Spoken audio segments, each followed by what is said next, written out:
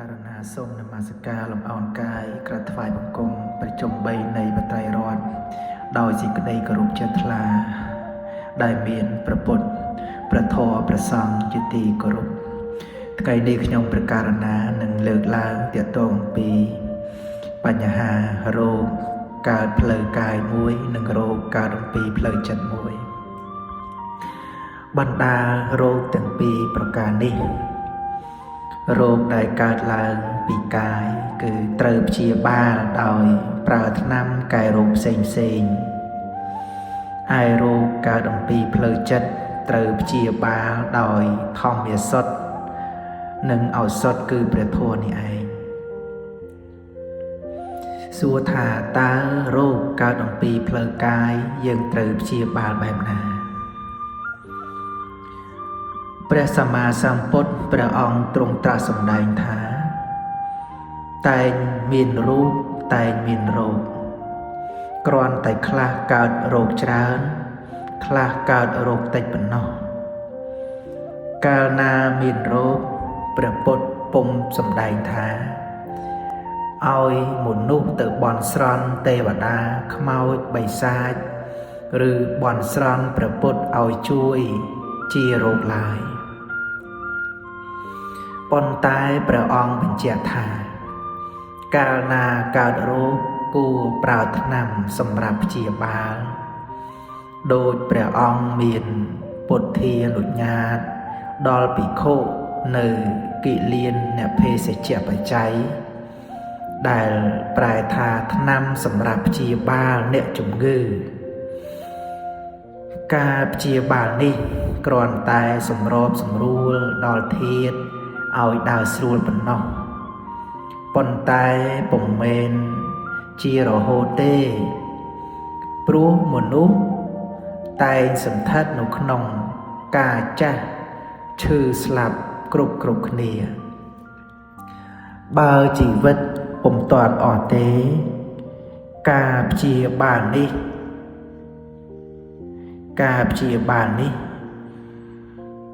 អាចជាម្យ៉ាងទៀតពុទ្ធសាសនាបង្រៀនឲ្យមនុស្សមានអនាម័យដើម្បីការពារកុំឲ្យមានរោគគឺការពារមុនប្រសើរជាងកើតរោគហើយទើបព្យាបាលក្រោយដោយពុទ្ធភាសិតមួយបទបានពោលថាការមិនមានរោគជាលាភដ៏ប្រសើរពុទ្ធសាសនាក៏ទទួលស្គាល់តាមផ្លូវវិជ្ជសាស្ត្រថាជំងឺបណ្ដាលមកពីមេរោគឬខូចផ្នែកណាមួយនៃអាការៈក្នុងខ្លួនហើយថ្នាំអាចដាក់ជាបើថ្នាំនោះស្របទៅតាមប្រភេទនៃជំងឺព្រះពុទ្ធសាសនាដោះស្រាយតាមហេតុនិងផលគឺជំងឺជាផលដែលនាំឲ្យមានជំងឺជាហេតុបើគេដោះស្រាយហេតុនោះរលត់ផលក៏រលត់ត្រូវរលត់ដែរប៉ុន្តែបើរូបរាងកាយមានសុខភាពល្អប៉ុន្តែផ្លូវចិត្តកើតទុក្ខនោះគេពុំមានសុភមង្គលគឺសេចក្តីសុខឡើយមនុស្សក្នុងលោកតែងតែចាប់អារម្មណ៍ពីរោគផ្លូវកាយតែរោគផ្លូវចិត្តគេពុំសូវចាប់អារម្មណ៍ដើម្បីព្យាបាលឲ្យជាសះស្បើយនោះទេកណាសួរថាអំពីរោគផ្លូវចិត្តតើយើងត្រូវរកវិធីដោះស្រាយយ៉ាងណាធម្មតាមនុស្សយើងពេលណាដែលមានរោគផ្លូវចិត្តហើយចិត្តនោះរមែងគិតច្រើនចិត្តជាធម្មជាតិគ្មានរូបសន្តានទ្រង់ទ្រាយអ្វីទេគឺជានាមធម៌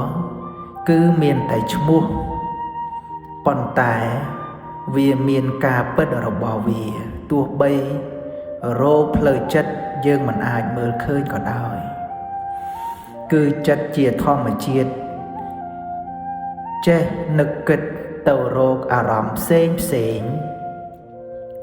ចេះរីករាយចេះទោមនស្សចេះតូចចិត្តចេះកើតទុក្ខចេះទទួលអារម្មណ៍ជាសុខរូបនិងចិត្តកើតរលត់គ្រប់ខណៈ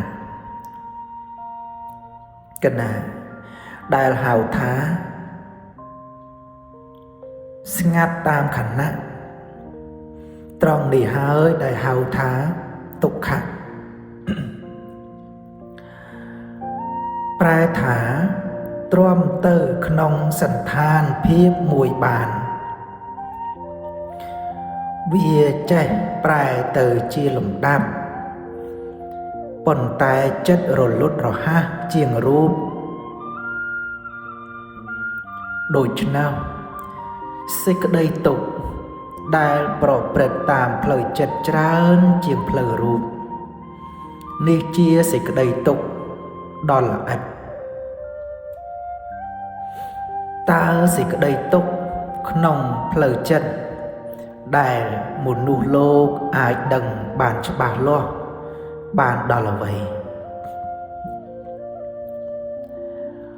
អំពីសេចក្តីទុក្ខក្នុងផ្លូវចិត្តមនុស្សភ្ញាក់ពីដេកកាយពុំទាន់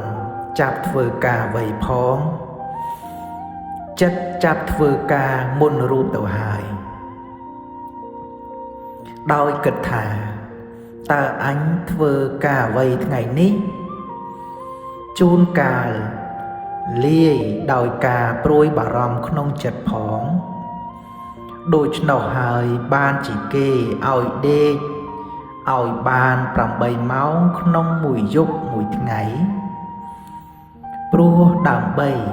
ឲ្យចិត្តនឹងសម្រាកបើចិត្តពុំបានសម្រាកចេះតែគិតគ្មានឈប់មិនយូរប៉ុន្មានទេនឹងទៅជាឈឺហើយកើតរោគសរសៃប្រសាទពុំខានព្រោះកាយនិងចិត្តតាក់ទងគ្នាការគិតសរសៃប្រសាទក៏ខំប្រឹងធ្វើការគ្មានឈប់សម្រាកដែរទុក្ខកើតអំពីការបាត់បង់វត្ថុនិងជនជាទីគោរពជាទីស្រឡាញ់សេចក្តីថាជនណាមួយជាប់ចិត្តសេចក្តីស្រឡាញ់ពេញចិត្តវត្ថុណាមួយហើយលុះវត្ថុនោះខូច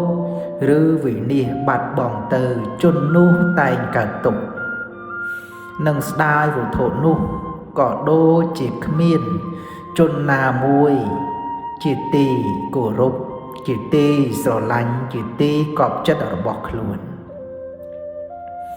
ពេលដែលជននោះមានវិបត្តិមានគ្រោះថ្នាក់ឬក៏ស្លាប់ទៅអ្នកនោះតែងកើតទុក្ខអង្គុយយំសោកស្ដាយ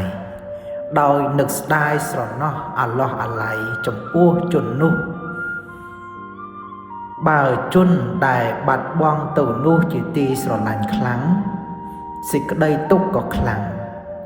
បើស្រឡាញ់ល្មមសេចក្តីទុក្ខនោះក៏ល្មមបើស្រឡាញ់តិចសេចក្តីទុក្ខនោះក៏តិចផ្ទុយទៅវិញគេសង្កេតឃើញថាបើជនវិនាសទៅនោះមិនជាទីស្រឡាញ់របស់ខ្លួនសោះការកើតទុក្ខផ្លូវចិត្តនឹងក៏គ្មានសោះដែរកណាត្រង់នេះហើយបានជាព្រះសម្មាសម្ពុទ្ធបញ្ជាក់ថាសេចក្តីទុក្ខសេចក្តីសោកការភ័យត្រូវបានកើតចេញអំពីសេចក្តីស្រឡាញ់ជាឧទាហរណ៍ជនម្នាក់មានកូនរបស់ខ្លួនម្នាក់ស្លាប់ក៏យំទួញសោកតែបើកូនអ្នកដទៃស្លាប់វិញជនដដែលនេះគ្មានយំសោកសោះឡើយនេះបញ្ជាក់យ៉ាងច្បាស់ថា ជននោះយំសោកមកពីការស្រឡាញ់ឯកូនអ្នកដទៃស្លាប់ពុំយំស្ដាយមកអំពីមិនមែនជាកូនរបស់ខ្លួនសេចក្តីទុក្ខកើតអំពីការប្រាថ្នាបែបណាហើយពុំបានសម្រេចដោយសេចក្តីប្រាថ្នាសេចក្តីថាបុគ្គលគ្រប់រូបតែងតែមានសេចក្តីប្រាថ្នាបែបណាមួយសម្រាប់ជីវិតរបស់ខ្លួនបើសេចក្តីប្រាថ្នានោះបានសម្រេចដោយបំណងការត្រេកអររីករាយសប្បាយបើពុំបានសម្រេចទេក៏កើតទុក្ខម្យ៉ាងទៀតសេចក្តីទុក្ខកើតអំពីជួបប្រទះគេហៅថាភពប្រសពវត្ថុឬមនុស្សសត្វពុំជាទីស្រឡាញ់ជាទីកប់ចិត្តមានវត្ថុខ្លះនិងជនខ្លះពុំជាទីស្រឡាញ់ជាទីកប់ចិត្តដល់អ្នកខ្លះបើប៉ះប្រទះវត្ថុឬជនពុំជាទីស្រឡាញ់នោះរមែងកើតទុក្ខប្រាថ្នាឲ្យវត្ថុឬជននោះឃ្លាតចេញទៅដូចពាក្យខ្មែរពោលថាឯងស្អប់ហើយតែងជួបមុខដូច្នោះសេចក្តីទុក្ខនេះកើតមកអំពីការស្អប់ដូចពោលមកហើយ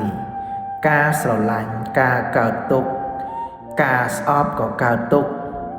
នេះជាសេចក្តីទុក្ខតូចតាចដែលកើតចេញអំពីសេចក្តីទុក្ខដ៏ធំ4កងគឺទុក្ខកើតអំពី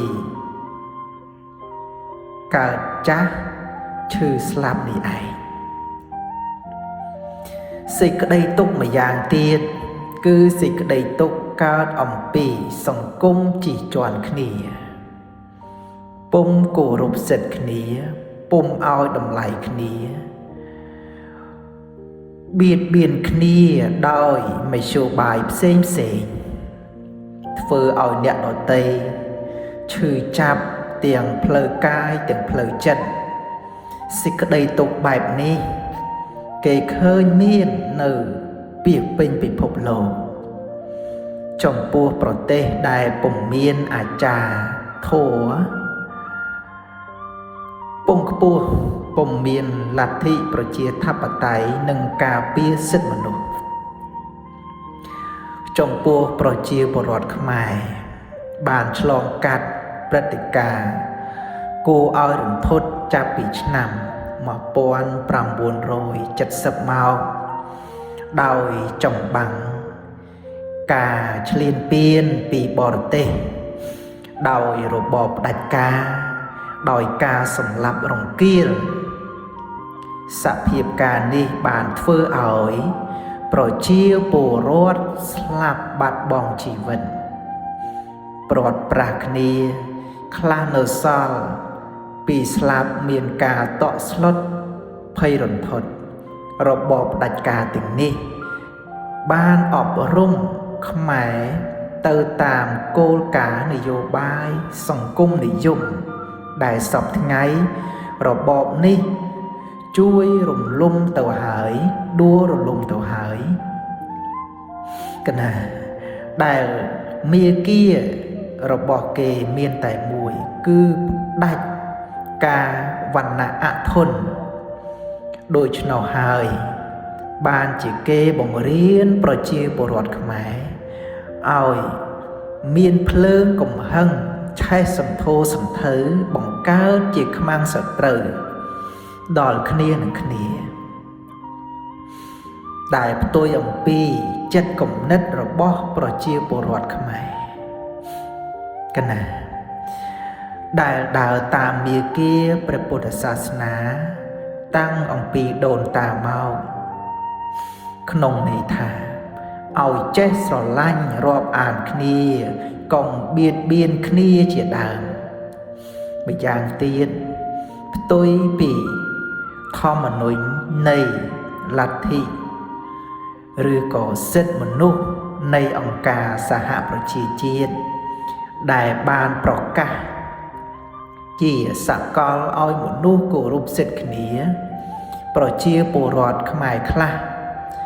ដែលពុំអាចទ្រាំរស់នៅក្នុងប្រទេសរបស់ខ្លួនបានដោយសារការគៀបសង្កត់ក៏បានបង្ខិតបង្ខំចិត្តឲ្យចាកចេញពីប្រទេសរបស់ខ្លួនដូច្នោះប្រទេសសប្បុរសដែលបានទទួលយកជនភៀសខ្លួនខ្មែរឲ្យតាំងទីលំនៅជាអចិន្ត្រៃយ៍នៅពេលនេះជាការសង្គ្រោះដល់ត្រឹមត្រូវណាស់ព្រោះប្រជាពលរដ្ឋខ្មែរតាំងពីដើមមកគ្មានប្រវត្តិរត់ចេញពីស្រុកទេបើគេជេរថាអាចោស្រុកខឹងនឹងគេណាស់ដូច្នោះបើរត់ចោលស្រុកបានន័យថាក្នុងស្រុករបស់ខ្លួនរស់នៅលេងកើតជាការពិតមែនហើយដែលប្រជាពលរដ្ឋខ្មែរនៅក្នុងប្រទេសមួយដែលមានវប្បធម៌ទំនៀមទម្លាប់ជំនឿសាសនាមានលក្ខណៈខុសគ្នាអំពីវប្បធម៌របស់ខ្លួនប៉ុន្តែជាប្រទេសដែលល្អបំផុតដែលធ្វើឲ្យប្រជាពលរដ្ឋខ្មែរអាចរស់នៅបានប្រកបដោយការគោរពនោះគឺសិទ្ធិសេរីភាពបានសេចក្តីថាប្រជាជនបើកសិទ្ធិឲ្យគ្រប់ជនជាតិអាចបំពេញសកម្មភាពតាមជំនឿរបស់ខ្លួនបានព្រមទាំងជួយឧបត្ថម្ភខ្លះទៀតផងយើងបានលេចឮថាមានប្រជាពលរដ្ឋខ្មែរខ្លះនៅបរទេសបានឆ្លោះទាស់ទែងគ្នារវាងប្តីប្រពន្ធរហូតដល់មានការវាយដំគ្នាការនេះបើយើងពិនិត្យមើលជាទូទៅពុំមែនតែប្រជាពលរដ្ឋខ្មែរទេគឺជនជាតិដទៃទៀតក៏មានដូចគ្នាគ្រាន់តែច្រើននិងតិចគ្នាប៉ុណ្ណោះប៉ុន្តែបើយើងពិនិត្យមើលសេចក្តីទុក្ខវេទនារបស់ប្រជាពលរដ្ឋខ្មែរវិញគឺមានទម្ងន់ធ្ងន់ណាស់ដោយគ្មានគ្រួសារណាមួយពុំបានទទួលនៅសេចក្តីទុក្ខដល់ខ្លោចផ្សានេះឡើយដោយមានគ្រួសារខ្លះស្លាប់ផុតពូជផងដូច្នោះអ្នកដែលនៅសល់ពីស្លាប់តែងទទួលវិបត្តិផ្លូវចិត្តជានិច្ចនៅប្រទេសកម្ពុជាគេមើលពីក្រៅទៅហាក់ដូចជាឃើញថាមានការសម្លាប់គ្នាដល់សាហាវនោះតាមពិតពុំមែនជារឿងធម្មតារបស់ជនជាតិខ្មែរសោះឡើយឬក៏ជាអតចរិតជាតិខ្មែរនាំឲ្យប្រព្រឹត្តធ្វើអំពើព្រៃផ្សៃដូច្នោះក៏ពុំមែនដែរតែដោយស្ថានភាពនយោបាយតាមរយៈមនោគមវិជ្ជាបរទេសផ្នែកសង្គមនិយមវិញទេចំណែកប្រជាពលរដ្ឋខ្មែរដែលនៅសល់ពីស្លាប់ត្រូវទទួលរងគ្រោះ